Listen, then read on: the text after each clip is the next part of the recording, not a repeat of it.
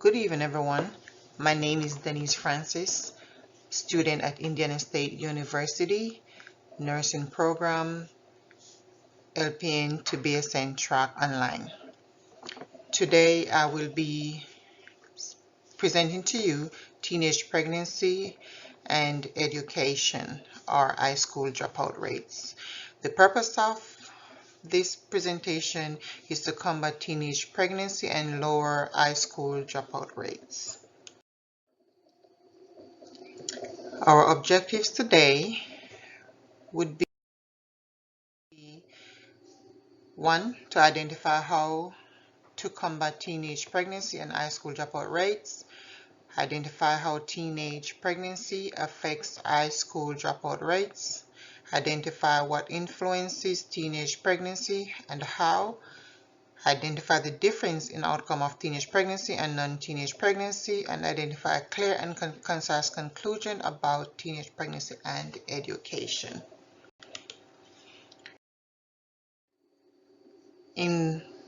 There's a pre-test, and you will find that test in the link on the YouTube video. There's also a flyer which will also be in the link. You can click on the link and it will give you the information. First, we're going to talk about what is teenage pregnancy. And when we talk about teenage pregnancy, we are thinking the ages 13 to 19-year-old. That's your teenage years. Okay, it is an important social and public health problem, and it's not only affects the USA or just it's a problem, health problem all over the world. And literature tells us it is estimated that out of 13 million infants born to teens or adolescents, 90% occur in developing countries. What can influence teenage pregnancy? You have family, low education level, child exposure, etc. And the etc. is going to poverty, ethnicity, lack of opportunities, family history, mothers and sisters, family instability, low educational achievement, having an older sister who was a teen mom, mother and older sister, both experienced teenage birth, family history of teenage childbearing, living in poor neighborhoods and families, sexually active older sisters, and being a victim of sexual abuse. As a matter of fact, being a victim of sexual abuse is one of the main issues of teenage pregnancy.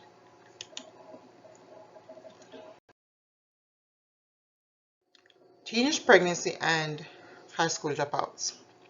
3 in 10 girls will become pregnant before the age of 20. Yes, that's according to statistics.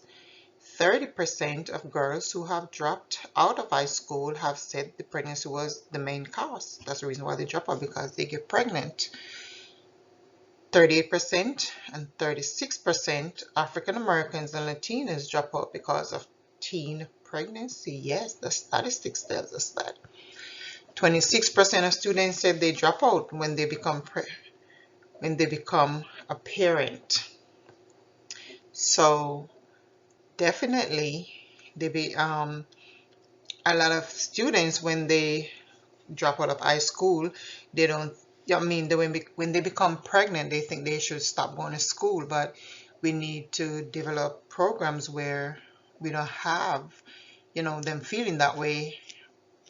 Becoming pregnant is not a crime, and life doesn't end at being pregnant. So we need to come up with ways we can help these teenage girls, get back in school and let them know that's not the end of life. Their life goes on. We need to find ways to make sure our teenage girls are informed and, more educational programs for them.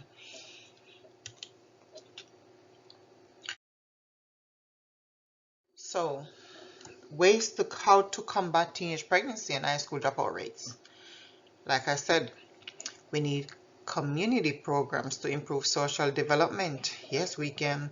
As a community, we need to be able to work together to see what community this affects the most, and if it affects my community the most, then as a nurse it's my responsibility to help educate, you know, some of these girls, to let them know, you know, some school, you have school nurses, and school nurses, we need to develop programs in school to implement programs where girls can learn that even though they want to have sex, because you know it's teenagers, you probably can't stop them from doing what they want to do, but they need to learn responsible sexual behavior education.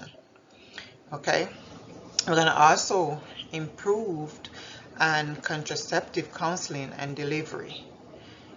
Another issue we can do also, we develop social developmental program for youths. I mean, something that can occupy their time, you know, instead of just thinking about a boyfriend, then, or maybe from, depends on the family background and whatever community they live in. If we have programs like sports, we can have a singing group, you know, different things to occupy their time. Maybe they will focus less and having a boyfriend here and there. Abstinence only programs, yes, that's a good idea too. Let them know that abstinence is the best cure for everything. Not doing it, you won't have an issue. Okay, the next one would be comprehensive sex education curriculum. Yes, make sure everyone, teenage girls, boys as well, they are learned, because you do have some boys who drop out just to say they're a father and they want to go take care of their child too. So, oh yes, they may not be pregnant, but they are the father, and some of them do take responsibilities. And then we also have to speak with healthcare professors. Healthcare professors are those professors who, you know, they teach health. So speaking to them, they can help develop curriculum, different things to help aid in the combating and, you know, taking care of how our high school dropout rates. So insane. Okay, to continue, the difference in outcome of teenage pregnancy and non-teen pregnancy. Teen pregnancy, 40% of teenage moms finish high school with a GED. Less than 2% of teen moms who have a baby before 18 finish college by 30. Teenage parent children suffer educational challenges. There is also low birth weight. Okay, complications of the mother's pregnancy and delivery, and then we have health problems associated with poor perinatal outcomes. In non-teenage pregnancy, 69% of students go to college. 88% of students finish high school. Less than 3% of kids have birth defects.